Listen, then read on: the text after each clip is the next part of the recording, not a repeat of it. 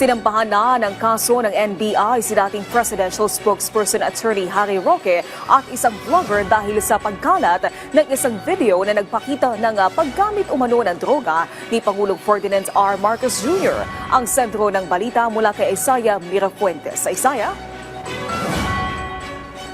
Naomi, kinumpirma ng NBI na sinampahan ng kaso ang vlogger na si Claire Contreras o Maharlika at dating presidential spokesperson Attorney Harry Roque.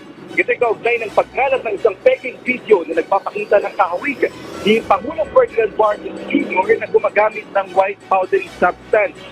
Unang lumabas ang video sa Facebook kasabay ng SONA 2024 at muling ipinakalat sa live stream ng grupong Pilipinas Nating Mahal na pinangunahan ni Roque. Maliban dito, patuloy itong noong kumakalat online. Noong March 13, 2025, Naomi inamin ni Maharlika sa isang live stream na siya ang naglabas ng tinaguriang pulburon video. Habang idinuro ng nagpakilalang influencer na si Vicente Pescado Cunanan, si Roque ang nasa likod umano ng pagpapakalat ng mapalilang video online laban sa Pangulo. Naniniwala ang NBI na ang aksyong ito ay malinaw na pampabastos sa Administrasyong Marcos.